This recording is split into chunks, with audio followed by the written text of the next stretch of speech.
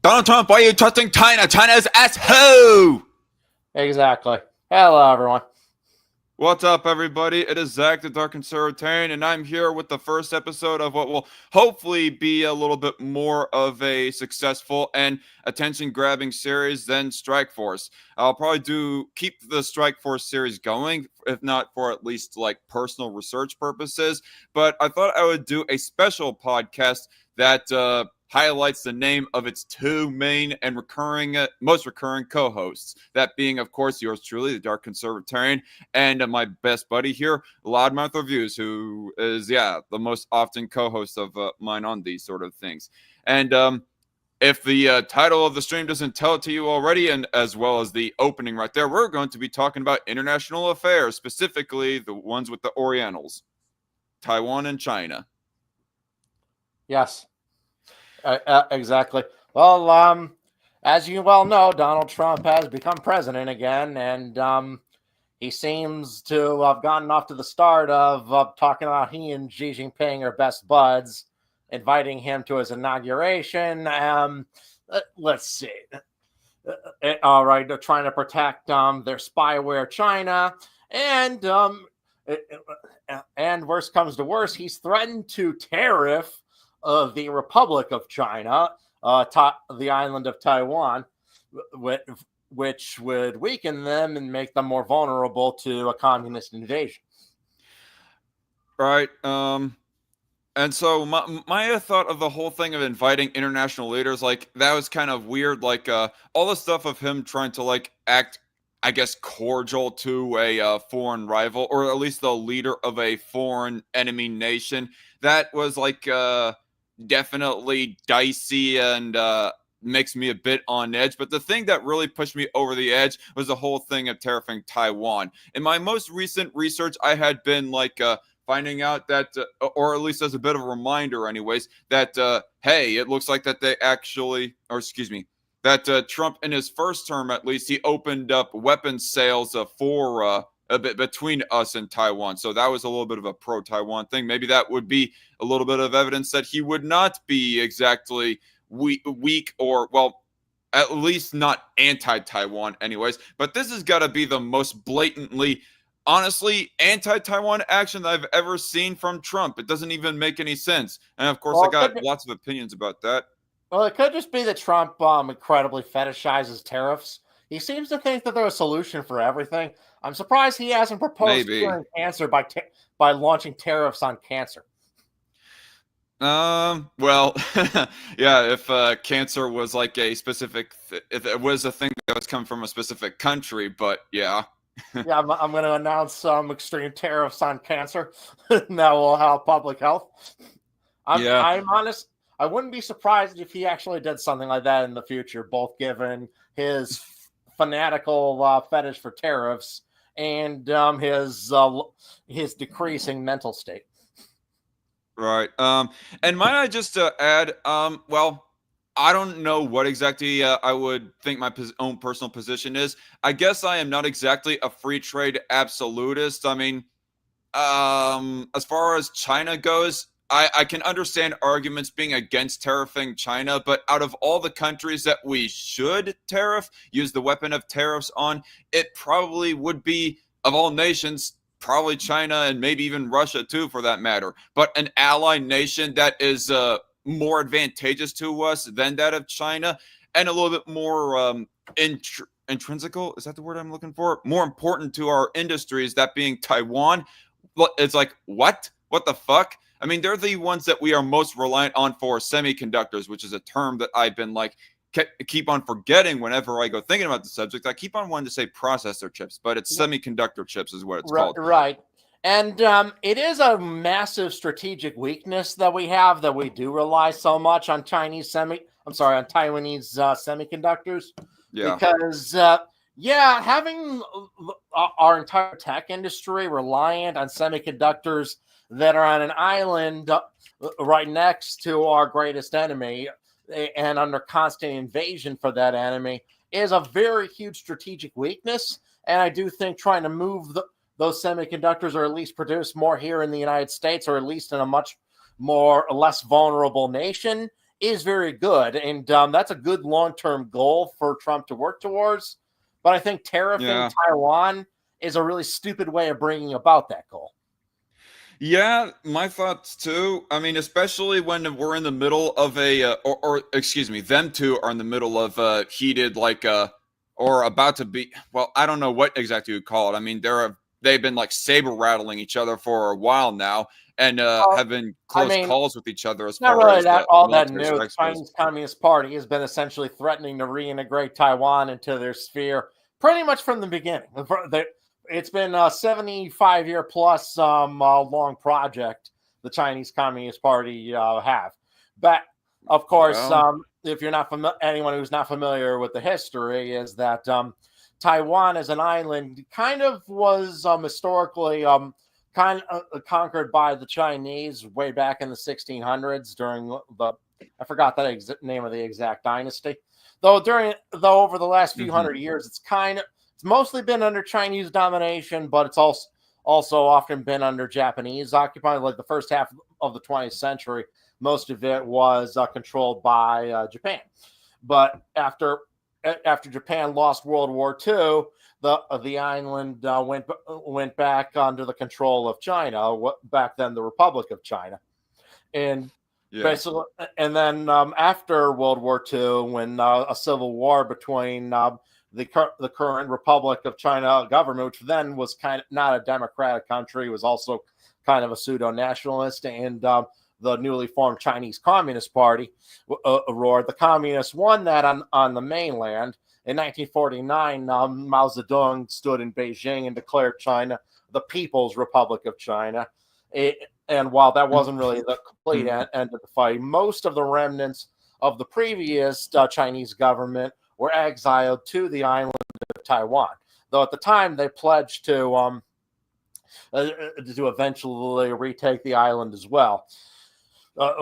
Back then, under the control of was it Chiang Kai-shek? And was that the then president of the island of Taiwan? of the Republic of China, yes. And Oh, okay. So back in back during the 40s or 50s, right? well, in the mid 50s, I forgot the exact year. Mao already launched a fleet, an invasion fleet to the island to try to take it, and the U.S. Navy stopped him. Truman sent Really? a fleet of U.S. Navy vessels in, and they wiped those commie asses into the ocean. And That's definitely a chapter of our history that I'll have to look into because it's very interesting. That would have been, of course, before China got nukes, correct?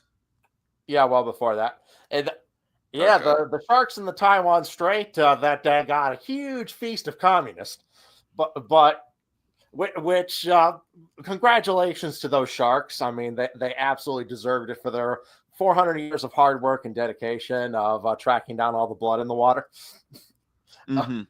But Um, and since then, the Chinese Communist Party have always pledged that they were eventually going to try again, but they haven't done anything. They have not launched a single invasion in over 70 years at this not an point. actual invasion, but haven't they done like airstrikes or something like that on Taiwan?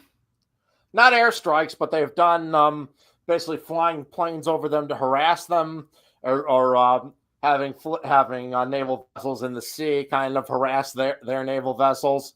And So, okay, they've been doing that on top of threats of invasion and threats of invasion, reconquest, right? and officially still recognizing Taiwan as part of their territory. Because officially they Yeah. have this known as the one China policy, which says that there can only be one China. And of course, Right. and with the Communist Party as the legitimate leaders of that China, and they say they say that Taiwan is an inseparable part of China. But I'd say the fact that Mm-hmm. it's governed itself pretty successfully for the last 70 years without them shows that it's very separable from mainland China. All right, and very quickly, if I may say vocally, hi, Reckless Trucker in the live chat. Sorry that you can't join us. And he says hi to you too, by the way, Loudmouth. Hey, Tracker. Yeah. But as I was about to ask, it's only because of there being like miscommunication. Like when Mao did the initial revolution to revolt against the past Republic of China, And it's only because that it was never communicated to the residents of Taiwan, hey, China is now under a new government, is the reason why they did not fall in line with the now government of mainland China, right? Uh, well, no, it was actually the result of the Sino-Soviet split. When there's originally they were incredibly allied. The Chinese communists and the Soviet communists, but there was eventually in the 60s a lot of division between the two states, and even some threats of war. After Stalin died, Mao actually denounced the new leaders of the Soviet Union as like betrayers to communism, and as a result, there kind of was a lot of like fissure between the two. And this led to, in the early 70s, Nixon basically opening up trade with mainland China, and kind of recognizing the Chinese Communist Party as China, as the legitimate rulers. And since then, we've not really had an official embassy in Taiwan. But keep in mind, at the time, this did make strategic sense because, for one, both were essentially authoritarian states at the time. Under Chiang Kai-shek, Taiwan was also a military dictatorship, so there really wasn't like a democracy versus authoritarianism that we have today. And this really was really done to help fully separate China from Russia, because the United States figured that both China and Russia were much weaker if they were separate than if they were allies. So this move, while it was at the expense of Taiwan, was to the benefit of hurting the Soviet Union, which did lead eventually to their fall. So, if we may, like, fast forward to present day, because I know that you said off air that you wouldn't be able to hang around here for too long. So, I don't know of where that I want to pick this up from, but an earlier point that was made was the issue of trade deficits. Like, I'm just wondering to myself, why is that so important? Like, I get that the whole America First doctrine, that we should prioritize our own interests and not other countries' interests and make America great again and all that stuff. But I'm just wondering, like, do we really have to have a trade surplus with literally every single country in the world in order for us to be truly great? Like, if we have a deficit with even one single country, are we suddenly not great? That seems to be too high of a standard. And that's honestly, one thing that Trump and a lot of his acolytes don't really understand. You see, the true wealth of a nation is not really in its capital per se, but in its resources. So if we gain resources from the trade deficit that's greater than the capital sent there, then that's still a net benefit for the United States. So a trade deficit isn't really a big deal. People who cite a trade deficit as if we're getting sold out because of it really don't understand economics very well. And I get it, having like a trade deficit with China specifically, or enemies in general. Although, but what's your opinion, Loudmouth? Is it the fact that we have a trade deficit with China at all, or is it because that China is just so freaking evil why you would be okay with tariffing them specifically?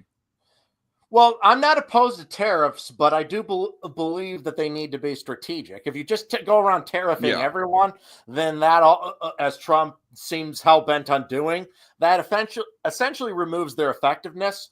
But slapping tariffs on nations in order to punish them for their actions, or using other kinds of trade sanctions, is a effective way of retaliating against enemy nations without needing to go to war with them.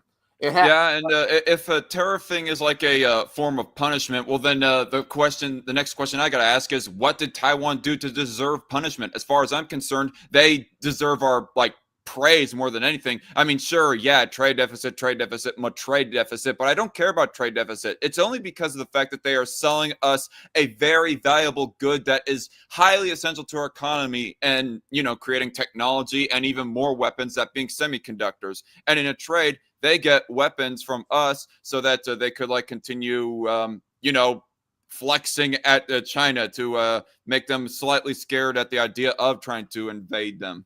So, Even though it's not exact, even though it might be a slightly off balanced, scratch my back and I'll scratch yours kind of thing, it's still ultimately a scratch my back, I'll scratch yours situation, ultimately.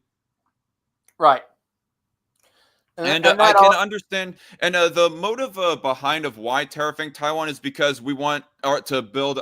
We want to get to the point of building our own semiconductors. Like you said earlier, Loudmouth, it is like very strategically weak that we have that we rely on a country for semiconductors that is in such a volatile area and so easy for the pickings from a foreign enemy, and so therefore it'd be like smarter strategically if we had our own semiconductor plant. But the thing is, one of the main, the real thing though is most likely if the Chinese Communist Party launched an invasion and were close to taking the island, far more likely than them taking those facilities intact, they would most likely be destroyed in the war. That is the most likely option. And if that happened, essentially it would affect the entire world economically. If people think Russia's invasion of Ukraine has negatively affected geopolitics and the world economy, it's nothing compared to what would happen if China invaded Taiwan and and those facilities were destroyed. So ultimately, China, even though they're trying to do something that advantages themselves, really it's something that is potentially stupid and will actually hurt them instead of advantage them, and as well as hurt the rest of the world. In 70 years, China hasn't launched any more invasions of Taiwan. It didn't end well for them last time, and it very well could not end for them now. It would be incredibly risky and bold move on Xi Jinping to even try. But pretending that they are able to get Taiwan and the semiconductor plants intact in an invasion of Taiwan, that would make us even more reliant on China than we have ever been before. I mean, forget about cheap labor and cheap shoes and clothes and electronics and stuff like that from sweatshops in China. Just us having to be reliant on them for any kind of technology at all, thus skyrocketing the price of technology because they're able to monopolize it so easily. Yeah, that sounds pretty ugly. And dude, I would think that in the meantime, the most important... You understate it massively. If the Chinese Communist Party were to not only take the island, but take those facilities completely intact without them being destroyed, that would be an extinction level event. That would be a worse outcome than a full-scale nuclear war. Extinction... Wait, as in you think China would be all like, hey, let's make the rest of the world die by cutting off semiconductors from them or something? No, we're much worse than that. They would essentially lead the world by such a margin technologically, they would be unstoppable. The entire world would be living under their boot. That's a fate that in my eyes is worse than death. Okay, so not exactly extinction, but it's like a global dictatorship from the Chinese Communist Party. Which I don't want to live under, and frankly, I'd rather die than live under their boot.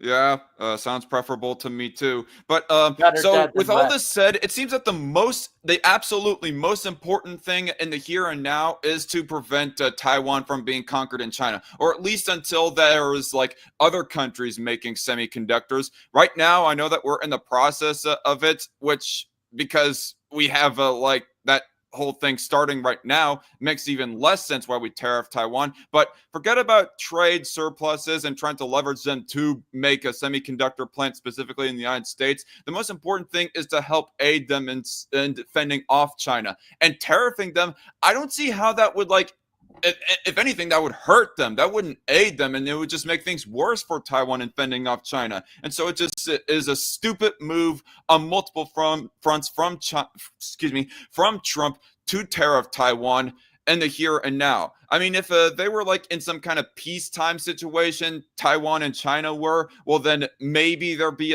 maybe I can give a little bit more leniency on this thing. But as of right now, it's just freaking stupid and makes me slowly more kind of regret voting for Trump. Quite frankly, I was telling you, dude. I don't think Trump is any good. Frankly, a lot of these retards who constantly spout America first really don't understand the fact that America is much stronger and better as a nation and is a much more prosperous and better nation when we have stronger allies around the world. A world where our enemies are weak and our allies are strong is a better world for America.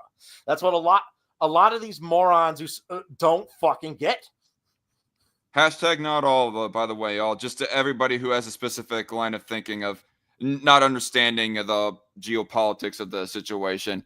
But yeah, I mean, I don't get it. Makes no sense. If anybody like goes listen to this live stream and you want to like give a explanation as to why it makes sense when freaking Taiwan is in the midst of a heated, well, potential conflict with China, and no one else has semiconductor plants other than Taiwan, well then go ahead. But I as mean, of it's right not like now, that no one it's else has stupid. semiconductor plants. It's just that the Taiwans are best in the world, and the world's kind of come to rely on them. Yeah. Oh, wait, what was the first part right there? I was kind of Well, talking it's over not that you. the rest of the world has none at all. We do make them here. A lot of other countries do. It's just the Taiwans are kind of like the best and most critical. Don't they like make 98% of the world's semiconductors? I don't think it's that high, Something but like they that. do make a very high percentage. Okay. Yeah. Maybe I'm over exaggerating and overinflating the numbers as far as how important Taiwan is, but still. Yeah, the what is it? Taiwan is actually would be a wonderful place to live. And all of China could be like Yeah. Taiwan if it weren't for the Communist Party. They, Yeah, if they weren't doing the shitty building materials to make their brutalist, ugly ass buildings and all that stuff, yeah. well, a lot of that is because of corruption from a lot of government officials. A lot of them build Yep. their stuff very substandard in order to and then like skim money on the side. It's actually was a huge problem that Russia found out when they invaded Ukraine. A lot of their military equipment was incredibly substandard, so their initial assault on Kiev obviously was a miserable failure. Like some of their tires, this is actually kind of funny to me, is that had been out in the sun so much that they basically had like solar damage on them, and that's unbelievable to me that no one rotated the freaking tires on a war machine. Like every truck driver or bus driver in America knows that you're supposed to check the tires of your vehicles before you go out for a delivery or what have you. So that's kind of like a part of a pre-trip inspection. Now here, Mm-hmm. they didn't do a pre-trip inspection on the tires before bringing them to war. Think about that. A couple things. First off, I guess I want to emphasize on an earlier thing that I said, regretting voting for Trump and all that stuff. Like, I have no evidence to believe that Kamala would have been any better when it comes to Taiwan, just for anybody's listening sake. And so I don't fully regret it yet, anyways. But secondly, Reckless Trucker in the live chat says something that helps me segue into something that I just reminded myself that I want to talk about. Well, I have to wait and see, but I think this is just Trump's negotiating tactic. He was generally pro Taiwan, and my thought, the thing that I've been thinking was, I don't know, maybe Trump is just like putting on a facade of anti-Taiwan, sympathies out in the public, but maybe behind their closed doors, he's having like secret meetings with President Han or whoever the president of Taiwan's name is, and he's saying, "Don't worry, I'm not gonna actually tariff you. I'm just trying to throw off China and the rest of the world from what we're actually gonna do. I promise you." But the thing is, there's no actual evidence for that, and so I'm not gonna like change my beliefs on this whole subject just because of. I genuinely think that's coping. I really don't believe there's any method to Trump's madness. I just think he's a fucking retard. And yeah, I mean, I ultimately agree. There's no real evidence to actually believe in that theory, but just like addressing the possibility, anyways. And maybe in the end of the day, this will like turn out fine, and we will get a semiconductor plant, a more efficient semiconductor plant that is, ran by the TSMC Corporation here in United States as well as Taiwan, and therefore China will not have as much leveraging power if whether they were to ever invade and reconquer Taiwan. Well, But you have to we'll think have to that wait and see. Taiwan's part, Like Trucker said. Sorry. needing to protect those facilities is the biggest reason the rest of the world has to not want them invaded. So if they lost that kind of key piece of global infrastructure that they ship, they probably be at more risk for invasion because rest of the world would care less if China conquered them if that were the case. So Taiwan probably is trying to resistant to that idea or helping that out in any way. So that is an area where America and Taiwan's strategic interests would not intersect. Well, I think people are reading too much into it in regards to governments. You have to look at it as Trump negotiating a business deal, which I disagree, Trucker, but okay, to each their own on opinions. Geopolitics is not a business deal, and I think thinking about geopolitics as a business is the number one reason why the Trump administration's policies have largely been a failure, because he genuinely is too stupid to really understand the difference. He also said earlier, Chinese local governments really only make money by land leasing, so corrupt officials will make money by skimming from the building funds. Oh yeah, that happens all the time. It's why a lot of buildings in China just fall right over.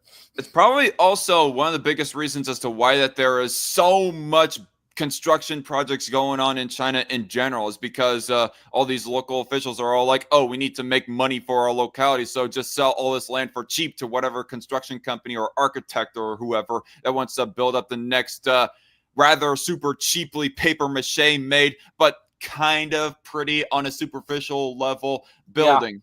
Yeah. Well, I mean, yeah, it's a beautiful building. I mean, as long as it never ever rains on it, it'll stand forever. Right. So I don't know if there was anything more that we wanted to say on this. Did we want to talk about the Cali fires at all? Well, there's a lot you can say about the strategic onus of whether the Chinese Communist Party will invade Taiwan over the next 4 years. It ultimately will depend on whether Xi Jinping thinks he can get away with it. You see, the risks of that are incredibly profound for the CCP. You see, China spends more on internal security than they do on an offensive military, which is completely different than the United States.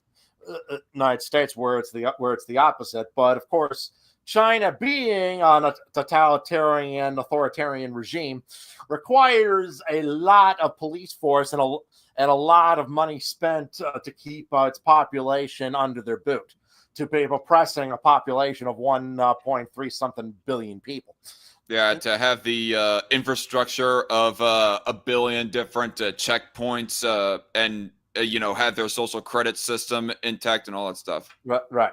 And of course, that takes a lot of men and a lot of resources. Now, if they launch an invasion of Taiwan and it ends up going well, let's say the Taiwanese forces throw down their arms and just let China take them, that's a massive victory for the Chinese Communist Party. And even if they don't get the semiconductors, just how controlling the island would essentially end American naval dominance in the Pacific, on top of making themselves the one and only Chinese government, which has been the Chinese Communist Party's goal for over a century now. So yeah. And I guess we're getting canceled for daring to address Taiwan as a separate international player from China. Right. Remember, that hurts the feelings of the Chinese people. Yeah, fuck them. I mean, I'm going to take the absolute opposite position of that of John Cena, a guy with a little bit more soy than his chin likes to show. Fuck China's political officials. Fuck them. Yeah, fuck the Chinese Communist Party. Fuck their feelings. And that's not to say that Chinese citizens are bad. I mean, there are good ones. But as far as the politicians go, which are the main people that John Cena offended for daring to address Taiwan as its own separate country, those people specifically can get fucked. Oh yeah, but of course, but here's the real problem, and why the Chinese Communist Party are reluctant to actually launch an invasion.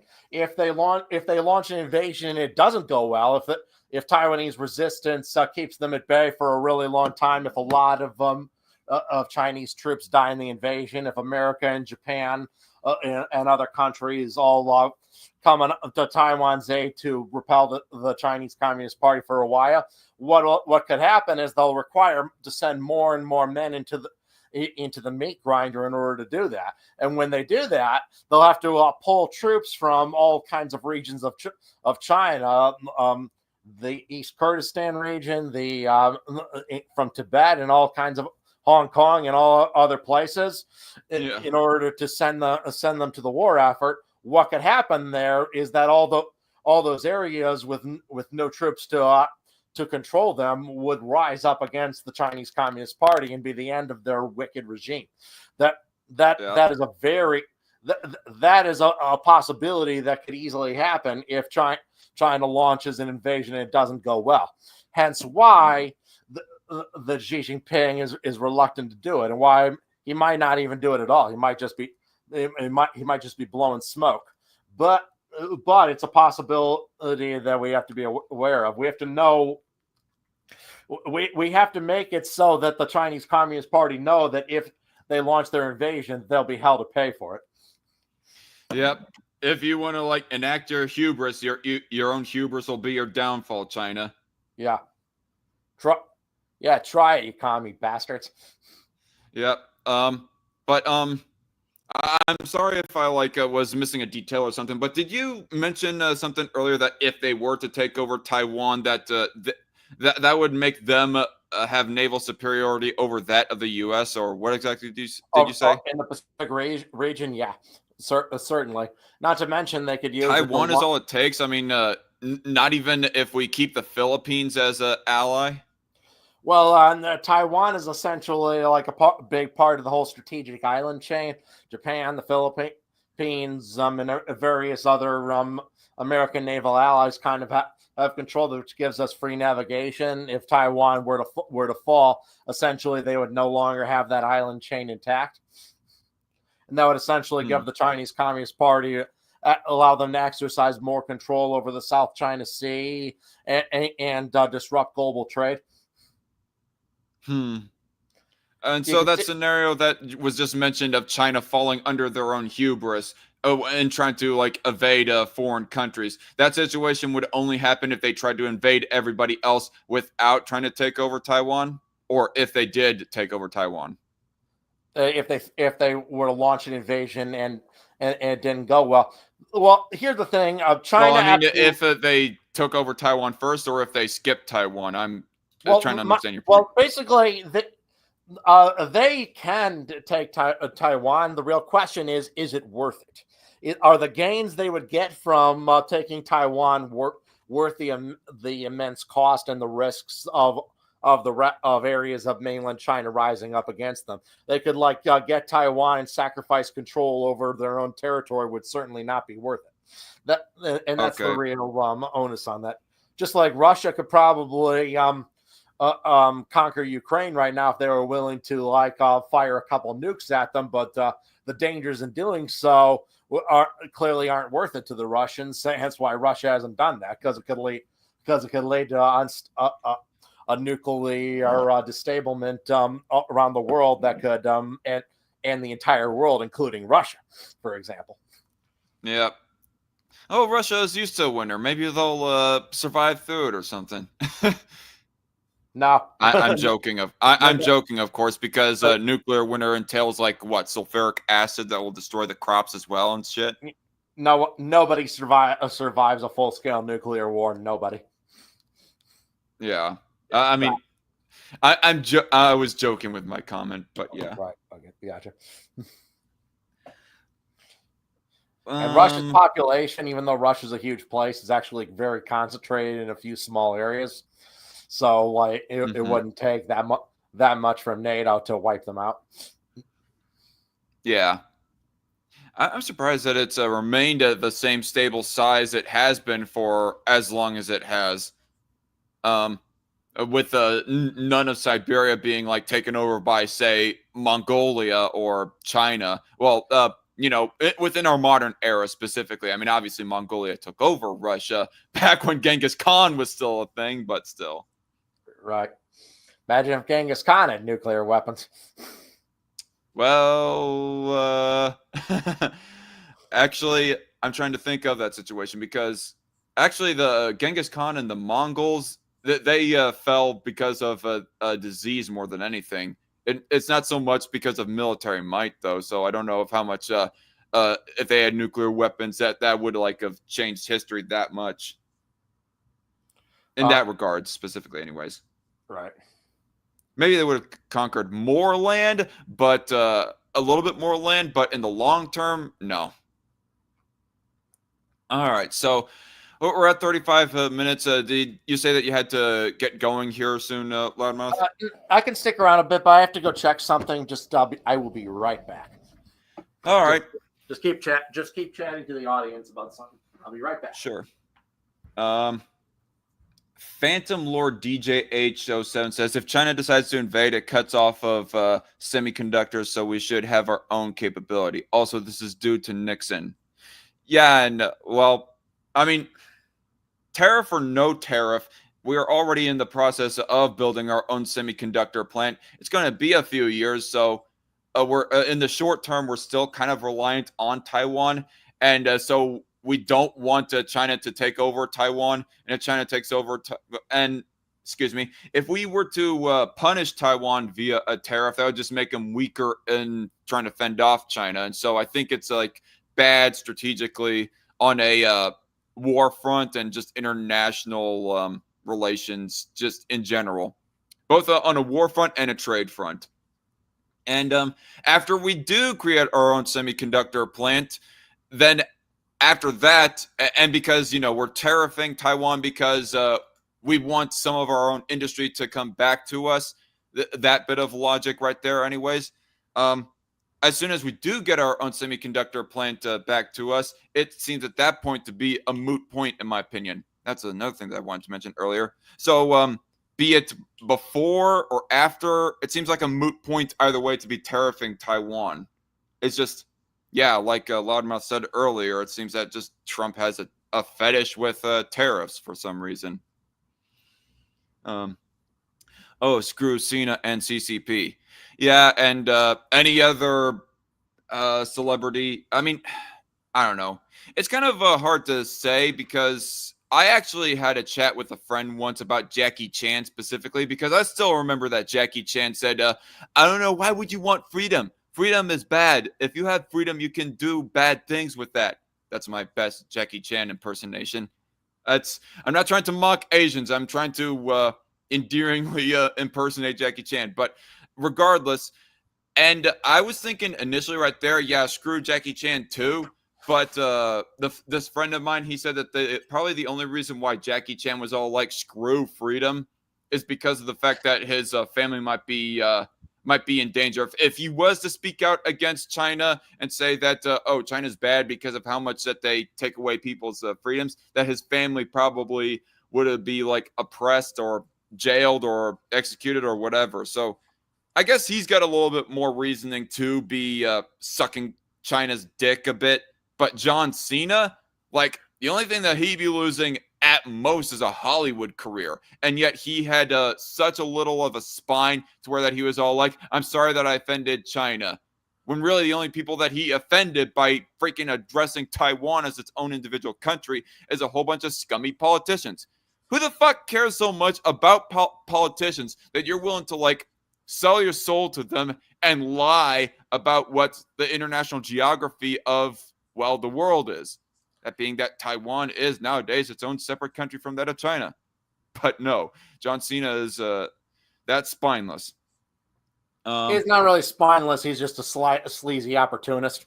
Pretty much the only people in the entire entertainment industry who care about human rights are the creators of South Park. Right? I love that they were willing to just tell the Chinese Communist Party to go fuck themselves the way they did. There's not any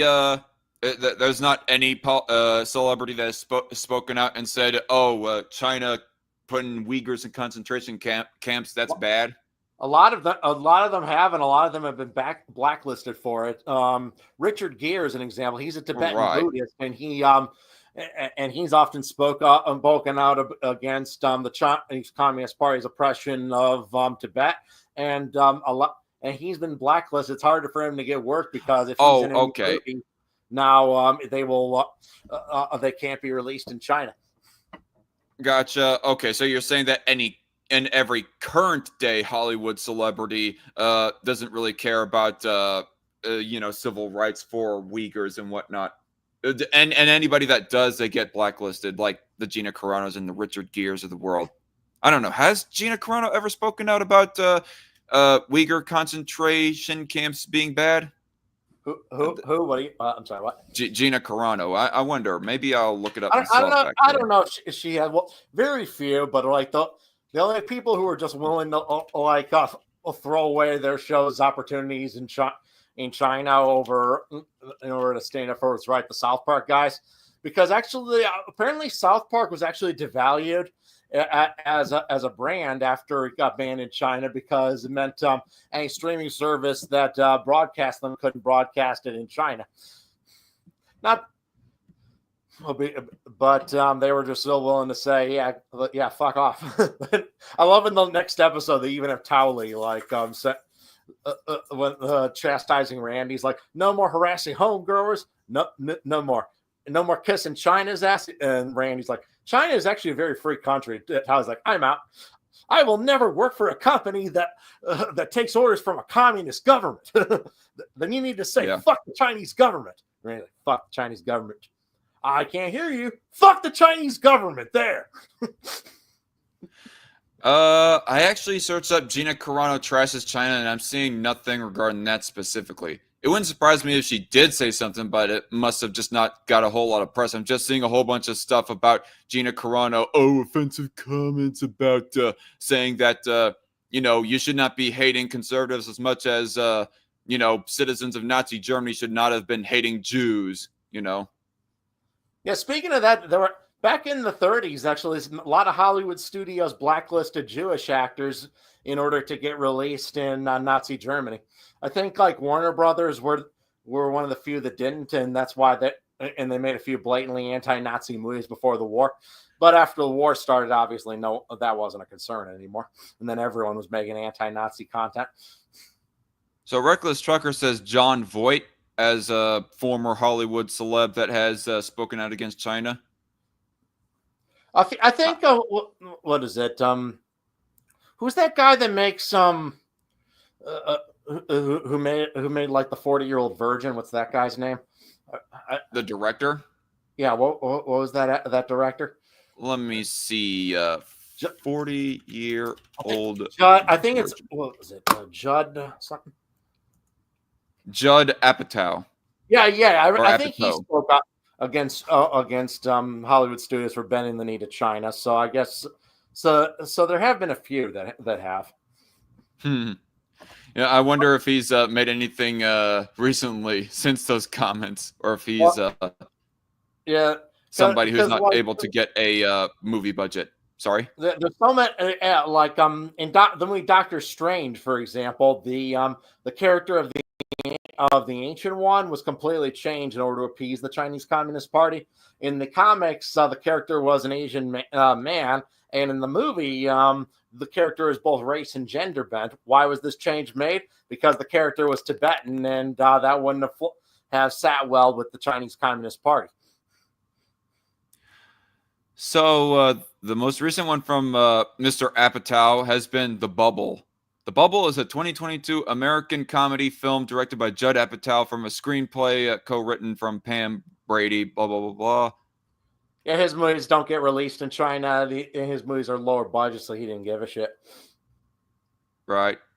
Oh, it doesn't... there's not much on it, this movie. Oh, it's distributed by Netflix. Okay, that explains it. It's one of those...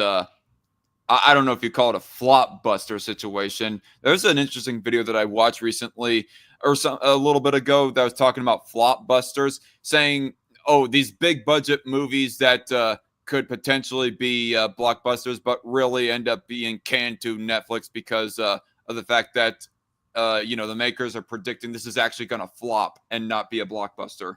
Yeah. Not be a profitable blockbuster, that is. And Red One was one of those movies defined as that. Except it did. They did attempt to put it in theaters to try and make a big movie-going blockbuster experience. But how did that turn out, Rock? Dwayne Johnson? Yeah. did we want to talk about the Cali fires, or Well, do what do we you just want to want say to go about ahead and them? end it here? Huh? What about them? Oh, that was something that we like talked about on group chats, and talk about. That was one of the things that we were kind of critical of, towards Trump on about. And the question that I asked about the Cali fires and freaking Trump refusing to give aid to them unless they were to like do voter ID laws, Gavin Newsom specifically, is how is that any different from Biden and the Biden administration being slow, if not refusal, on giving aid to North Carolina?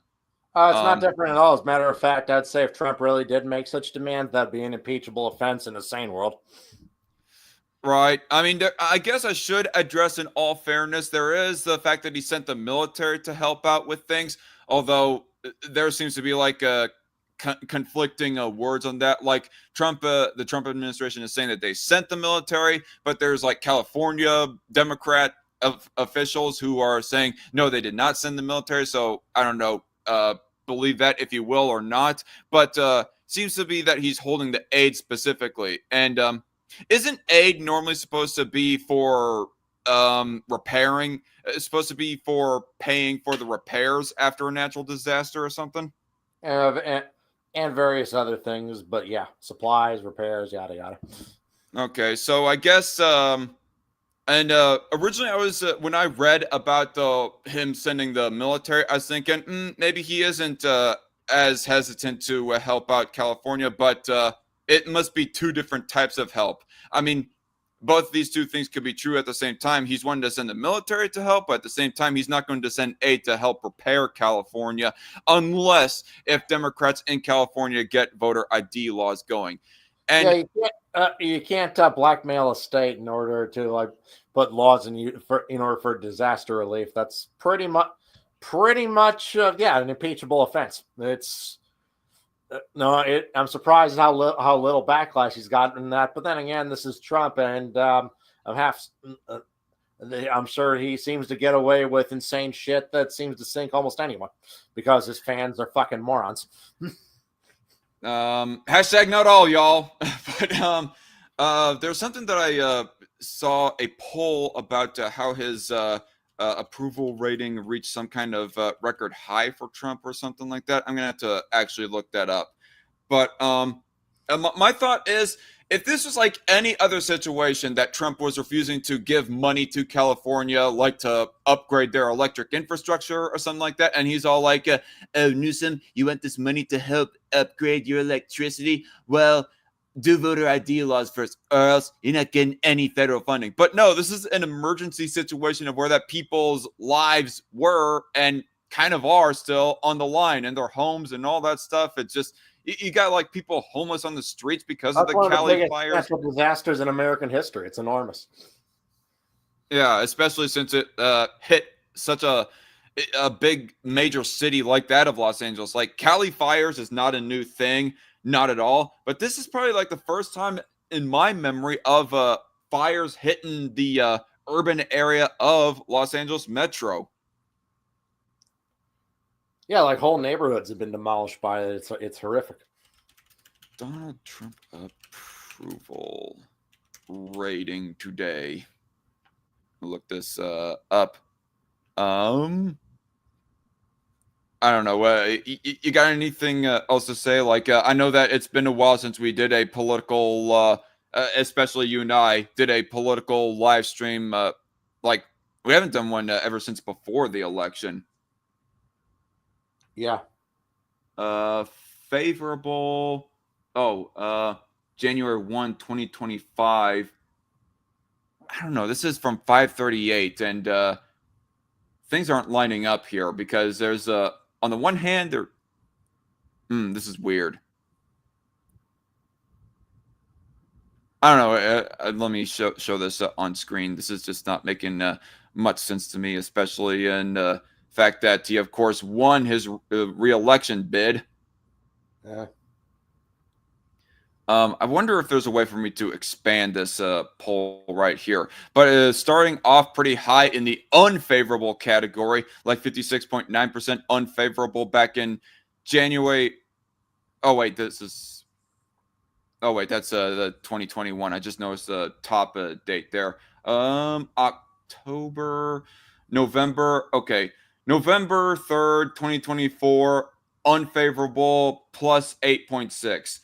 That doesn't make any sense. This 538 poll seems to not be very reliable. Like if he was that unfavorable, I don't think that he would have won his election bid last year, but he did. So Well, I mean, you can win an election with high unfavorables if your opponent has even higher unfavorables, I guess so.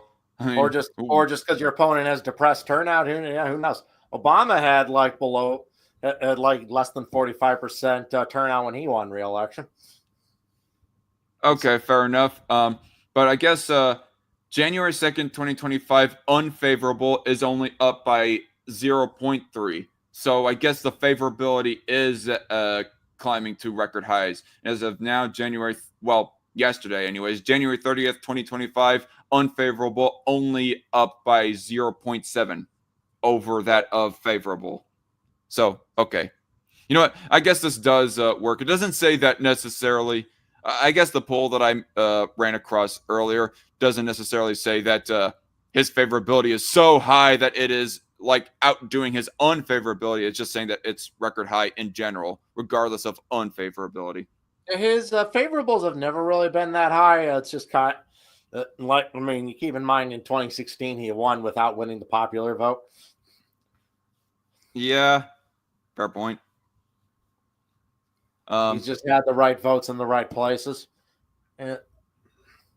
Yeah, and speaking of that and like electoral college, Vosh, somebody actually did a reaction video to a video from Vosh, and Vosh was I think he might have accidentally made an argument in the case for electoral college. Actually, talking about how that. Let me see if I can find it. Talking about how that Florida might become like a I don't know what term he used, but that if Florida was to accumulate so many Republican voters, that would mean that Republicans could potentially be in the position of where that less of their votes matter. That maybe they can potentially win the popular vote, but not the electoral vote because Democrats are more strategically spread out than Republicans. It was quite funny, actually, when I first watched the video. Right. You know what? I actually did not do a. Did you still have to go, by the way? Yeah, yeah, we got to wind this down. Okay. Sorry. Bosch is a moron, says Red Feather. And yep. I guess we can. Oh, Republican heat sink was the word. Well, thank you for reminding me, Reckless Tucker. That's the word that he used. But yeah. Approaching on about an hour, and so yeah, hopefully this is the beginning of a new podcast series right now, y'all, of where that me and Loudmouth kind of talk about politics a little bit off the cuff with some pre-researching possibly, and we'll probably do this every Saturday afternoon, but who knows. But yeah, thank you for hearing both of our commentaries and our ramblings about the issue of international affairs in Taiwan and China. And you have anything to say right now, Loudmouth? Have a good night, everyone. Fuck the Chinese Communist Party. Fuck the CCP. Yeah. Above everyone else and everything else, fuck the CCP. Although I guess pedos can get fucked even more, but still, they're not that different from each other as far as their evilness goes. But anyway, thank you all for watching, and see y'all next time, and God bless.